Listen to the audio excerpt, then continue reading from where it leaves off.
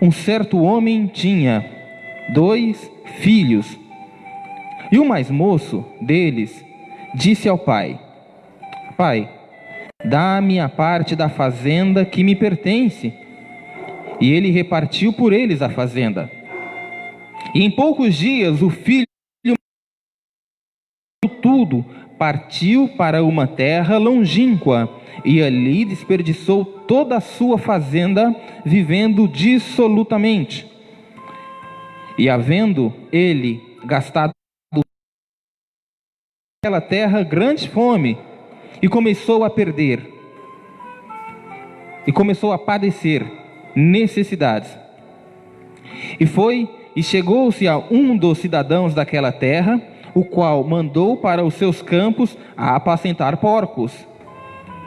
E desejava encher o seu estômago com as bolotas que os porcos comiam, e ninguém lhe dava nada. E caindo em si, disse: Quantos trabalhadores meu pai tem em abundância de pão, e eu aqui pereço de fome. Versículo 18: Levantar-me-ei, e irei ter com meu pai, e dir-lhe-ei: Pai, pequei contra o céu e perante ti. Já não sou digno de ser chamado de teu filho. Faz-me como um dos seus trabalhadores. E havendo levantando-se, e foi para seu pai.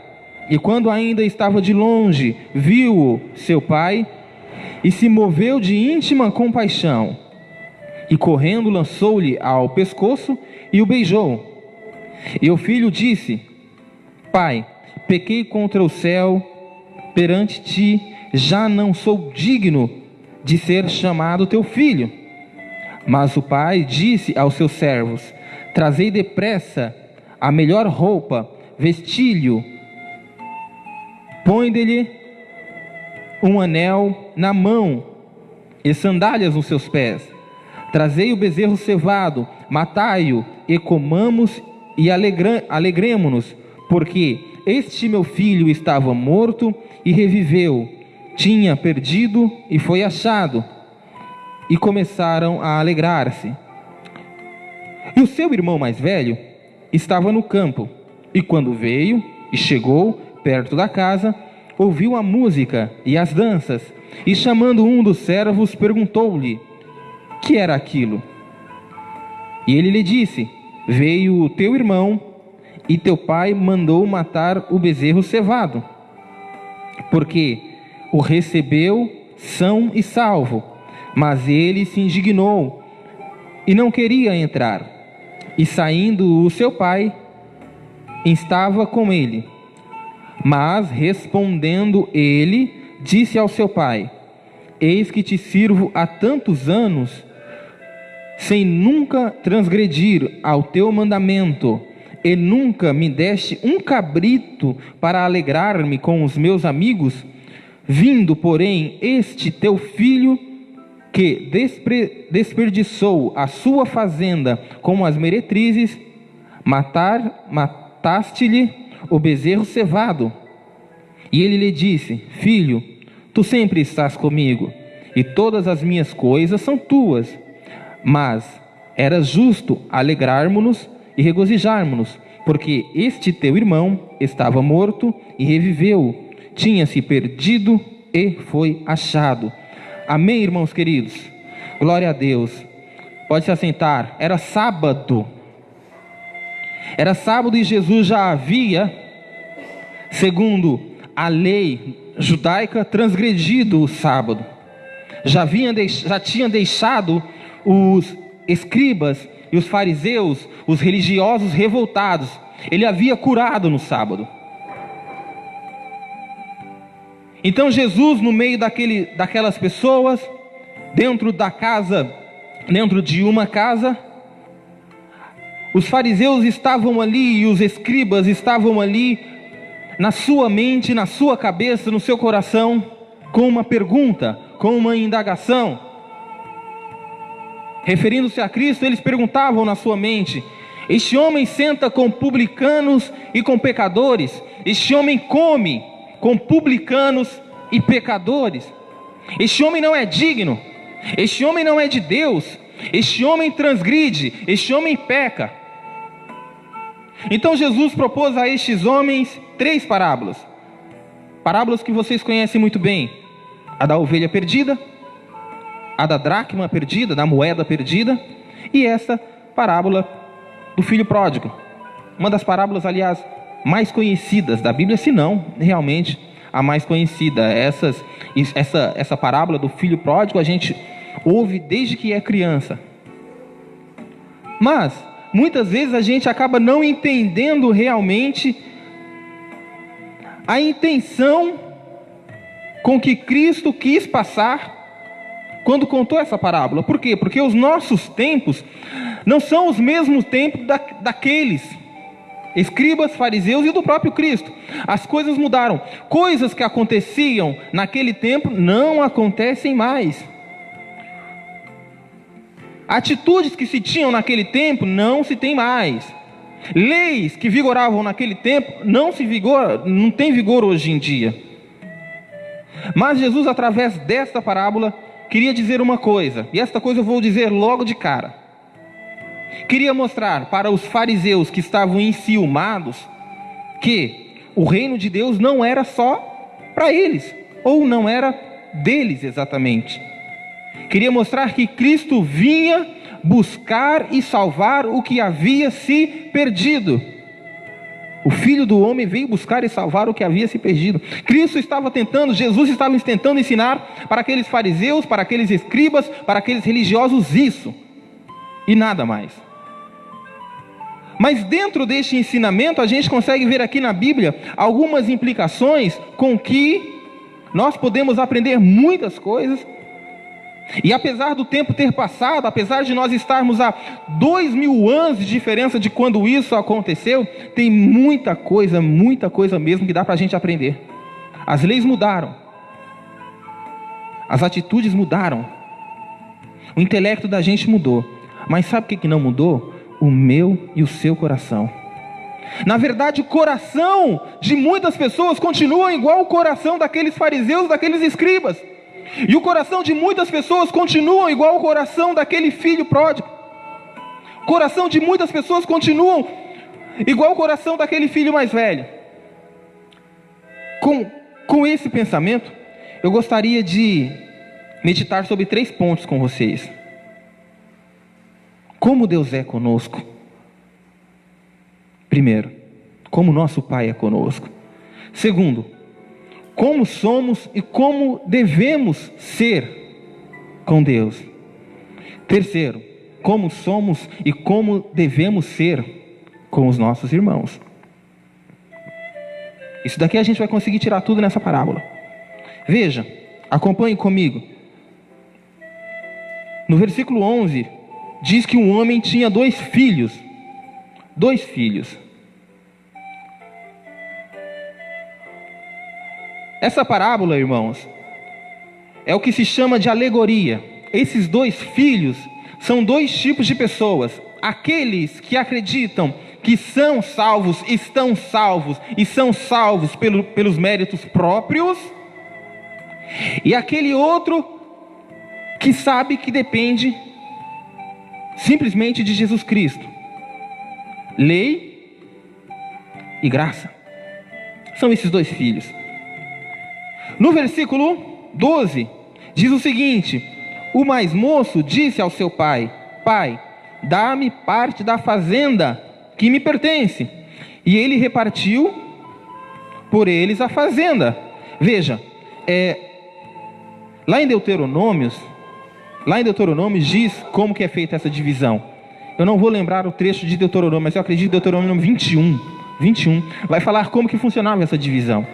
Isso daí realmente acontecia. Vocês vão se lembrar que Jacó tentou pegar a bênção, tentou pegar a herança de quem? Do seu irmão Esaú. Porque o pai abençoava o filho e dava-lhe a parte da sua bênção. Mas quando isso acontecia? Quando o pai estava prestes a morrer. Quando o pai estava nas últimas, quando o pai sabia que ia morrer, ele dividia. Então ele dividia, quando tinha 2 filhos, em 3 terços. 1 terço ia para o filho mais novo, 2 terços para o filho mais velho. Mas quando esse filho, irmãos, ele chega no pai e diz o seguinte: pai, dá a minha parte da fazenda, eu quero a minha herança agora.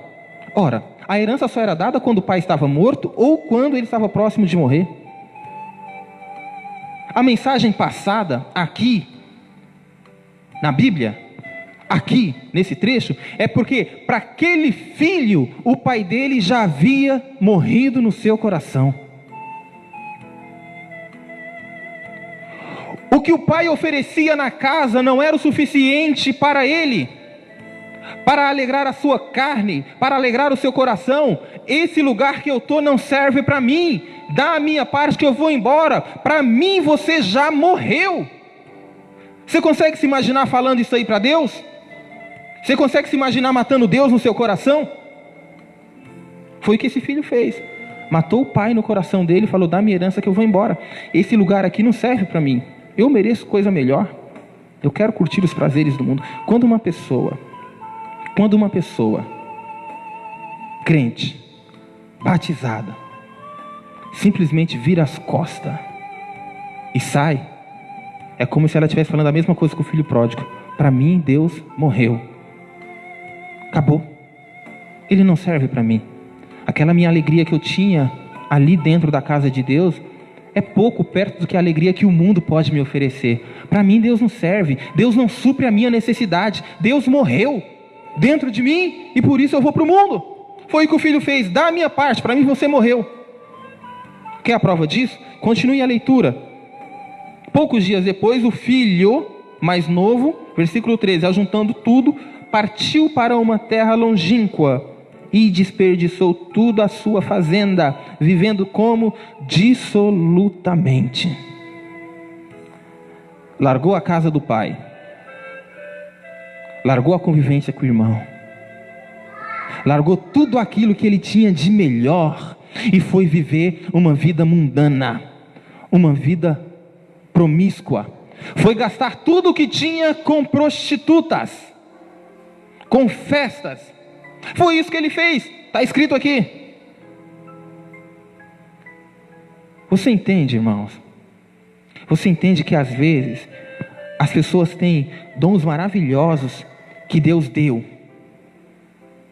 colocou a pessoa ali, é um ótimo pregador da palavra, mas de repente o camarada se vira e vira piadista, vai fazer stand-up, vai trabalhar com festa mundana, usar o dom que Deus deu para fazer coisas do mundo. Às vezes as pessoas têm um dom maravilhoso de louvar, de cantar, e a voz encanta e entra nos corações dos fiéis, mas de repente ele larga aquilo. Para mim não é o suficiente, o que Deus está me oferecendo não é o suficiente. Eu quero ser grande, eu quero ser do mundo, eu quero fazer as coisas do mundo.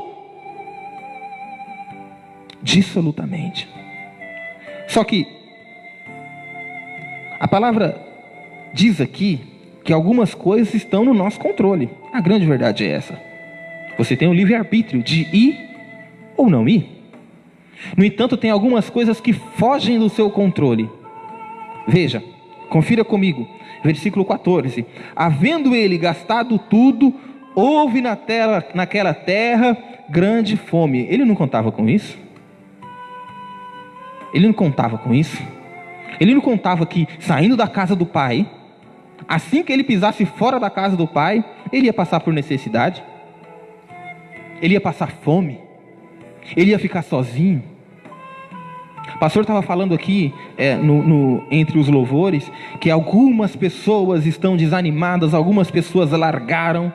Tem muita gente que não estava contando com essa pandemia, pastor. Ah não, vou dar só uma fugidinha, vou sair, depois eu volto para a igreja. Só que agora não pode vir para a igreja, a pessoa perdeu a força e está vivendo com fome da palavra, está vivendo na miséria. Foi o que esse rapaz fez, largou tudo, só que ele não contava com isso, não contava que ia ter fome.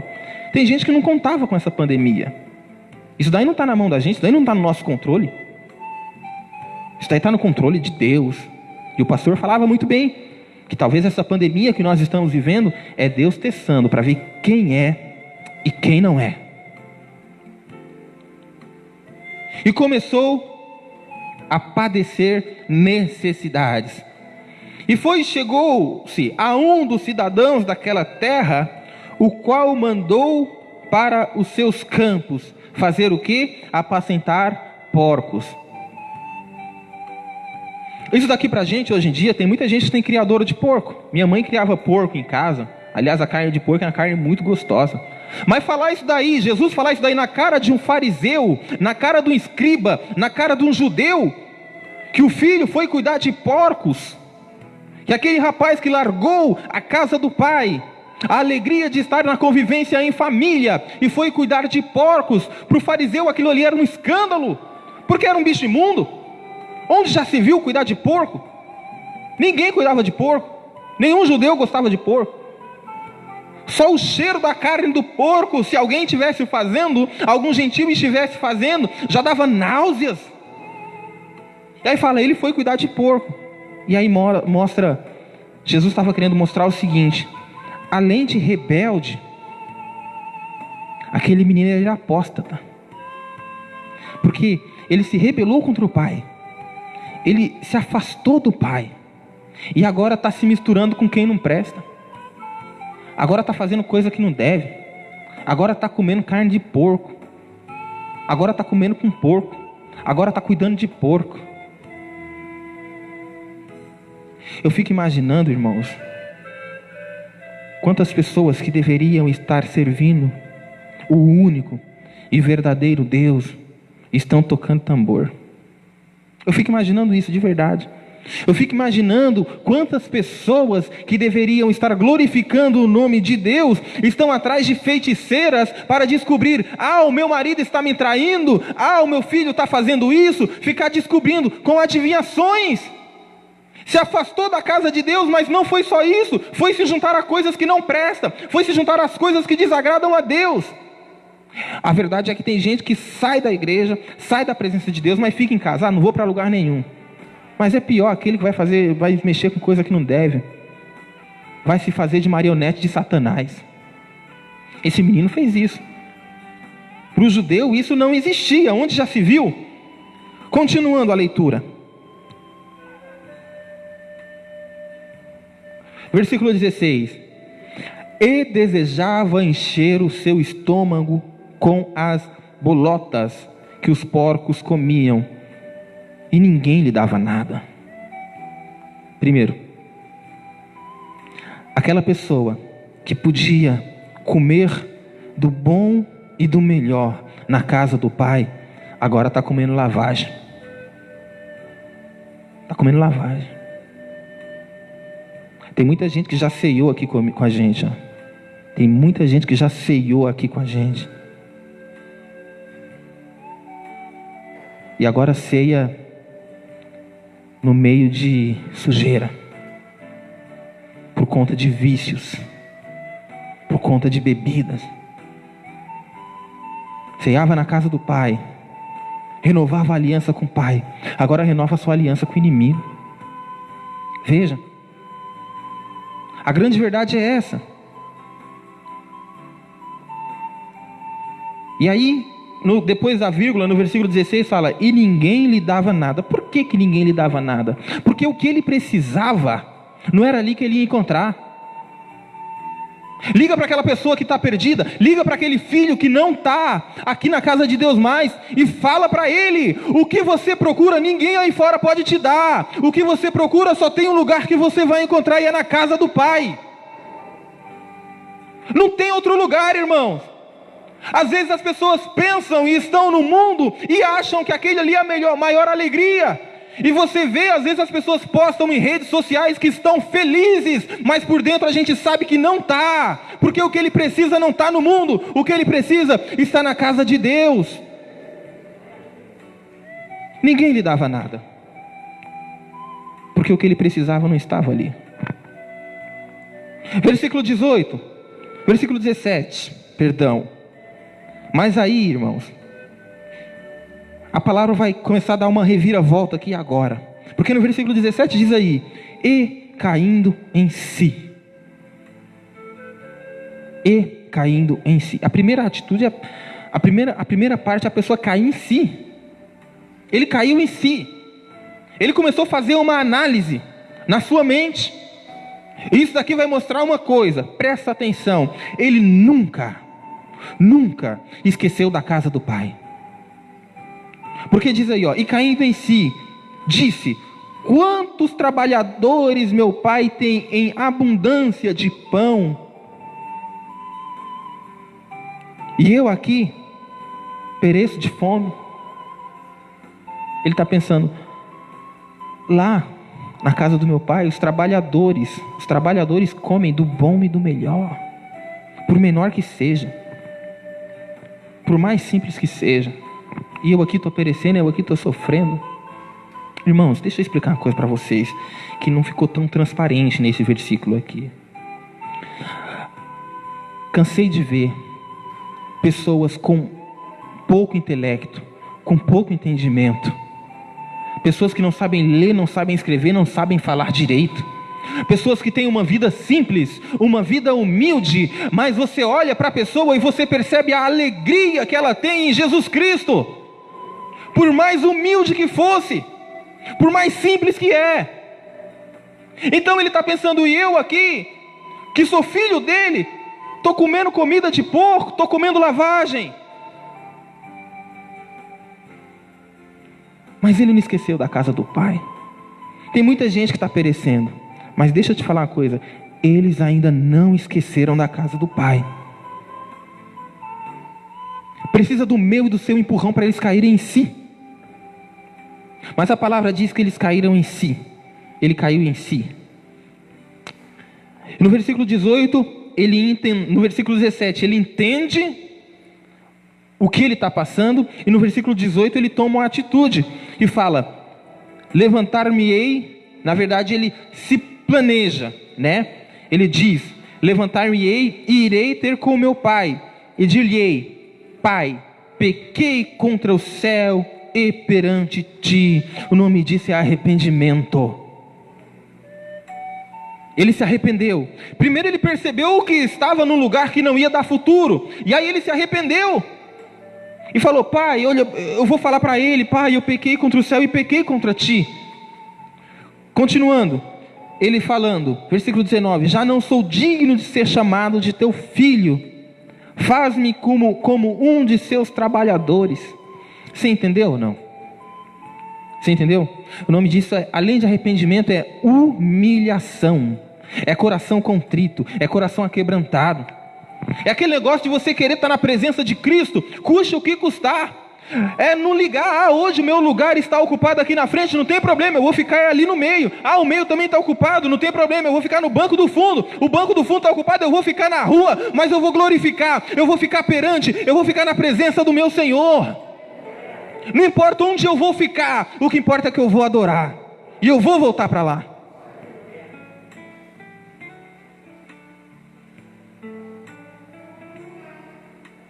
Versículo 20. Tomou atitude e levantou-se e foi para a casa do seu pai. E quando ainda estava de longe, viu o seu pai e se moveu de íntima, viu-o o seu pai e se moveu de íntima compaixão. E correndo, lançou-lhe ao pescoço e o beijou. Veja, ele resolveu: vou voltar para a casa do meu pai. Mas ele não tinha chegado ainda. Eu acho que o pai já estava esperando, já estava com o coração ansioso ali. Uma hora ele vai voltar. E quando o pai viu de longe, não esperou o filho vir até a casa, ele foi ao encontro. É aquilo que diz: quando você dá um passo para Deus, Ele dá dois a seu favor. Você tem que dar um passo, e Ele dá dois a seu favor. E a cena que vem na minha mente, de um jovem todo mulambento, todo machucado, talvez magro, com fome, sujo. E vem aquele homem, aquele velho, talvez que não consegue nem andar direito mais, junta os seus últimos esforços, se lança, corre em direção do filho e se lança no pescoço do filho e o beija.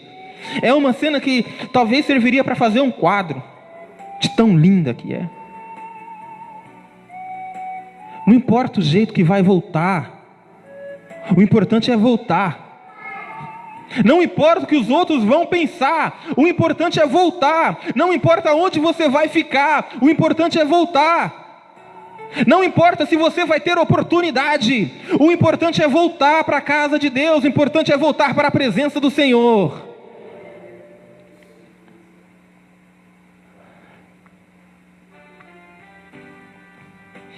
E aí o filho tenta dizer alguma coisa. Veja, versículo 21.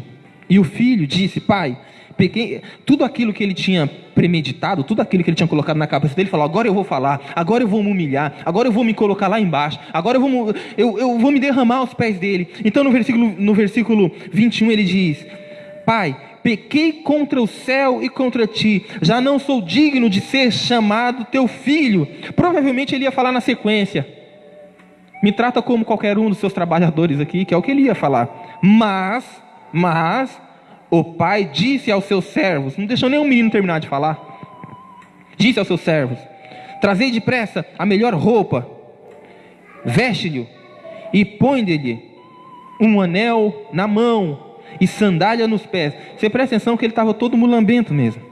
Traz roupa nova para ele, traz uma sandália nova, que ele está descalço. Traz o anel aqui, na nossa família. Ele faz parte da nossa família de novo. Traz esse menino aqui de volta para mim. Traz o bezerro cevado e matai-o, e comamos e alegremo-nos, porque este meu filho estava morto e reviveu, tinha se perdido e foi achado. E começaram a alegrar-se. Irmãos, presta atenção nisso daqui que é lindo, porque quando o pai fala assim: traz a melhor roupa, traz a roupa nova, coloca nele aí. Traz uma sandália, coloca nele. Pega o anel, coloca nele aqui. Vão matar o bezerro cevado. Pega o meu melhor bezerro, aquele bezerro que é só para momentos especiais. O que eu estou guardando para um momento único é ele. Chegou o momento único agora. É por isso que a Bíblia não diz que tem festa no céu quando uma pessoa é curada. A Bíblia não diz isso não. A Bíblia não diz que tem festa no céu quando um coxo anda, quando um cego vê. A Bíblia não diz isso não. A Bíblia não diz que tem festa no céu quando você louva. A Bíblia diz que há festa no céu quando um pecador se arrepende. Quando um pecador se arrepende, quando um filho volta para casa, aí tem festa no céu. Foi por isso que ele fez a festa. Meu filho estava perdido, ele estava morto, agora ele está ressuscitado. O nome disso é restituição. O filho queria chegar lá como se fosse um empregado qualquer, e ele falou: não, você é meu filho, tudo que eu tinha te dado continua sendo seu. Você entendeu? Não existe perda. Você nunca perde estando na casa do pai. Não existe esse negócio de: não, antes era assim, agora você vai ser um... Não, tudo que era vai ser como era antes. Não tem mudança. Porque nós somos dignos? Não, porque Deus é misericordioso. Vamos continuar a leitura.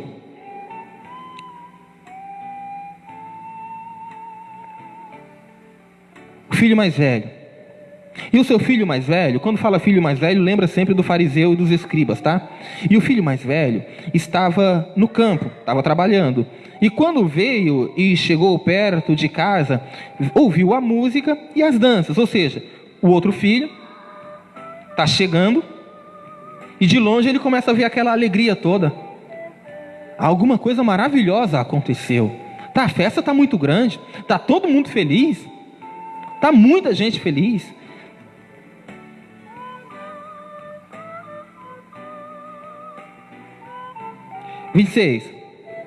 E chamou um dos servos e perguntou-lhe o que era aquilo, né? E ele disse: veio teu irmão. Presta atenção no que o servo disse: veio teu irmão, e teu pai matou o bezerro cevado, porque o recebeu são e salvo. Então o servo conta o que aconteceu. Mas ele se indignou e não queria entrar na casa. e saindo o pai estava com ele, né? O pai insistia, o pai tentava convencê-lo, o pai tentava explicar para ele o que estava acontecendo. Quando chegou o filho mais velho, ele ficou com ciúmes. Ele falou: não é justo, não é justo. Logo ele, que estava no mundão, voltou para cá, agora é toda essa festança por causa dele. Mostra a rebeldia, né? A rebeldia do filho mais velho também. E essa rebeldia ele vai mostrar aqui agora.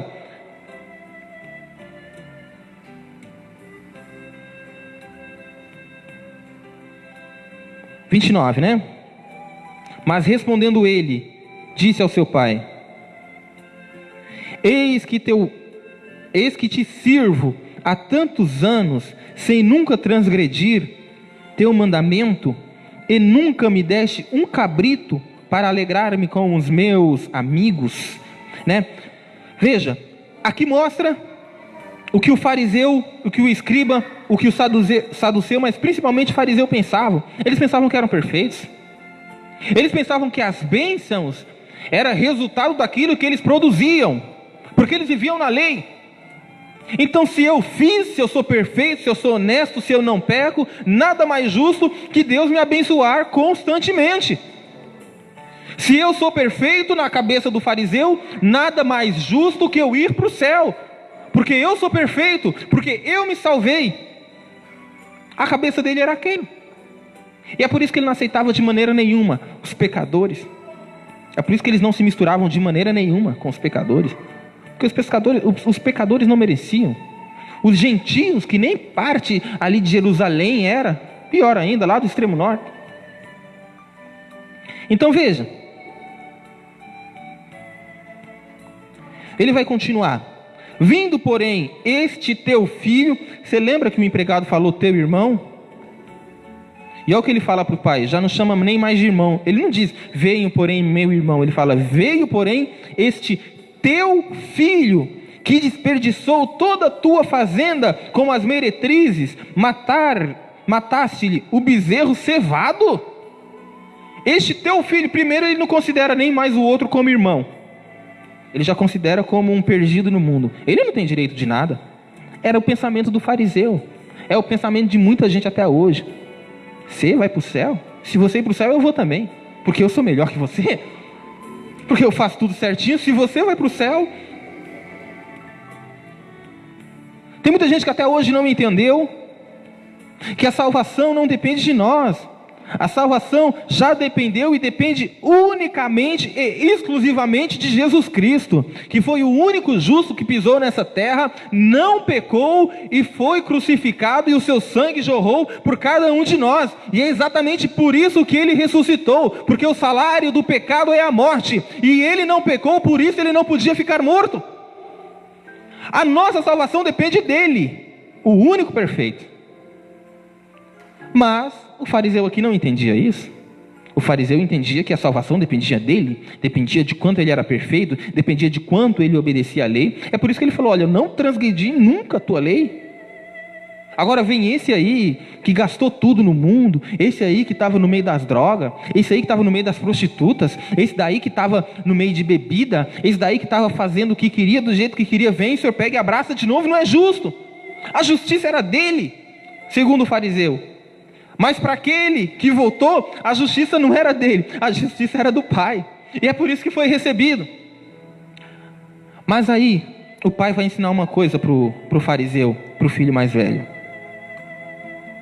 E disse-lhe o pai, filho, tu sempre estás comigo, e todas as minhas coisas são as tuas coisas. Irmãos, eu não sei se quando Jesus estava falando isso, o fariseu e o escriba entendeu. Porque se ele tivesse entendido, ele tinha dado saltos de alegria. Porque está falando para o fariseu que, olha, o que é meu, também é teu. Você está sempre comigo. Você nunca me deixou. E eu me alegro por isso. E você também vai receber. Mas era justo que alegremo-nos e regozijemo-nos. Porque este teu irmão estava morto e reviveu. tinha se perdido e foi achado. Veja, mas é justo que nos alegremos e nos regozijemos. A alegria e o regozijo, irmãos, a alegria é uma alegria de festa, uma alegria que você está num lugar alegre e você se alegra por aquilo também. Agora o regozijo é uma alegria que transcende qualquer situação. Como assim? No sentido de, mesmo no meio das dificuldades, mesmo no meio da luta, você se alegrar. Isso é um regozijo, é uma alegria que não depende de você, é uma alegria que depende de Cristo. E aí ele está falando, olha, é justo que a gente se alegre e se regozije, porque seu irmão estava morto e está vivo, estava perdido e foi achado. Vamos ser sinceros, dentro do nosso coração, vamos ser sinceros. Às vezes a gente chorar com tragédia que passa na televisão e passa praticamente todo dia, que é o que dá ibope, você chora. Às vezes você chorar com alguma coisa que acontece com algum parente, com algum irmão da igreja seu, você chora. Mas é muito difícil da pessoa se alegrar com a alegria do outro. É muito mais fácil ter inveja. Comprou um carro novo? Ah, eu que devia ter comprado. Comprou uma casa nova? Ah, conseguiu? Ah, mas ali ele fez maracutaia para conseguir também. É muito difícil alegrar com a alegria dos outros. Mas Deus está falando algumas coisas para a gente. O que Deus é para nós? Foi os 3 pontos que eu coloquei. Ele é libertador. Ele é misericordioso. Ele é Pai amoroso. Ele é o nosso sustentador. Como nós somos? Foi a segunda coisa que eu falei. Como nós somos? Nós somos muitas vezes pecadores. A gente tem que admitir isso. Nós somos muitas vezes pecadores. Não que você seja um filho pródigo que largou a igreja, mas toda vez que você faz alguma coisa que transgride a lei de Deus, você está deixando a vontade de Deus. Você está se tornando um filho pródigo todo dia. É assim que nós somos. Pecadores, que muitas vezes damos mais importância para as coisas do mundo do que para as coisas de Deus. Quer ver? Vou provar isso aqui agora. Quantas mensagens no telefone ou no WhatsApp ou no Facebook você lê hoje? Quantas? Você deve ter lido, vou falar por baixo aqui, umas 100. Já pensou se você tivesse lido 100 versículos da Bíblia? Deixa eu perguntar uma coisa para você. Qual foi o último filme que você assistiu? Foi um filme evangélico ou foi um filme mundano? Quantos filmes evangélicos e quantos filmes mundanos você assiste todo dia? A gente tem sido filho pródigo e gastado o nosso tempo, gastado o dom, gastado o que o Senhor tem dado para nós com coisas do mundo, com prazeres da carne. A grande verdade é essa. É assim que nós somos. Mas como Deus gostaria que nós fôssemos arrependidos. Que toda vez que fizer isso aí, se arrependesse, falar, Senhor, me ajuda, me dá força, me aceita de novo, por favor, eu não aguento mais isso, desse jeito não dá para mim, eu estou aqui comendo lavagem, enquanto tem o melhor. Como nós somos com os nossos irmãos? Ele contou aqui na parábola do filho pródigo também, muitas vezes invejoso, muitas vezes não quer aceitar. Mas estava no mundo, agora vai voltar aqui e o pastor já vai colocar fazendo tal coisa de novo? Vai, por quê? Porque a igreja não é minha, porque a igreja não é sua, porque a igreja também não é do pastor, é a igreja de Deus. Vai. Ele é o sustentador, o próprio Cristo é o sustentador da igreja. Está lá em Mateus 16, versículo 13. Como Deus gostaria que nós fôssemos com o nosso irmão? Perdoador. Um grande perdoador. Veja, eu só fui entender a parábola do credor incompassivo quando certa feita eu estava lendo a Bíblia e vi uma ministração, um estudo do reverendo Hernanes Dias Lopes, onde ele colocava os valores monetários de cada moeda. Você percebe que no credor incompassivo um homem estava fazendo as contas e percebeu que tinha um certo rapaz, um certo senhor que devia 10.000 talentos para ele. 10.000 talentos. Então chamou, vem cá, você vai ter que me pagar os 10.000 talentos. Eu não tenho, então eu vou te escravizar. E ele começou a pedir, implorar, não faz isso comigo. Ele, não, vou te escravizar, vou escravizar a sua família inteira, porque é direito. 10.000 talentos. Mas ele foi perdoado esses 10.000 talentos. Então, quando ele estava saindo, acabado de ser perdoado da dívida de 10 mil, ele encontrou alguém que devia para ele quanto? 100 denários. Ah, mas chamou os oficiais. Esse daqui me deve 100 denários e não vai me pagar. Eu quero escravizá-lo. Eu vou escravizar ele, a família dele, e aquele rapaz pedindo perdão. Não, você vai ser meu escravo. Paga meus 100 denários. Então, um dos oficiais foi contar para o Senhor. Olha, sabe aquele rapaz que você perdoou 10 mil talentos? Então, ele acabou de pegar e mandar escravizar, mandando prender um rapaz que devia 10 denários para ele. Então, ele teve que se ver com o Senhor. Falou, olha, eu te perdoei 10 mil talentos, como é que você não consegue perdoar 100 denários? Eu só fui entender isso daí, irmãos, quando eu vi os valores monetários. Por quê? Um denário é uma diária. As pessoas recebiam na diária 1 denário. Pagamento de um dia. Para uma pessoa juntar um talento, ela tinha que ter 6 mil denários. São 6 mil dias trabalhados. Veja, para uma pessoa trabalhar e pagar os 10 mil talentos que aquele primeiro rapaz devia para o Senhor, ele teria que trabalhar 60 mil dias, 60 milhões de dias, mais de 150 mil anos. Quando que alguém consegue trabalhar para o outro 150 mil anos? Como que alguém consegue pagar uma dívida de 150 mil anos? Nunca. A parábola então ensinava que Deus te perdoou de algo, Cristo te perdoou de algo que você não seria capaz de pagar nunca, por mais que você se esforçasse.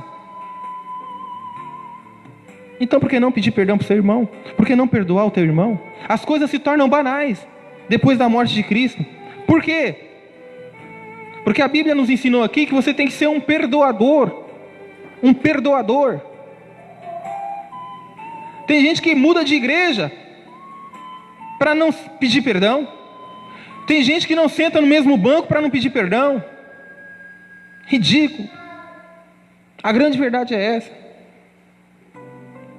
Mas veja, o que Ele espera de nós? Que nós nos alegremos com a alegria do outro. E eu me alegro pela sua vida. Eu me alegro pela sua vida. Apesar de todas as dificuldades, nós estamos aqui, glorificando o nome do Senhor. Apesar de todas as tribulações, apesar de todos os menosprezos do mundo que a gente tem ouvido falar por conta dessa pandemia, o tanto de gente perguntando onde está Deus, eu me alegro pela sua vida porque você não desistiu e porque você está aqui, em nome de Jesus. Agradeço mais uma vez a grande oportunidade, em nome de Jesus.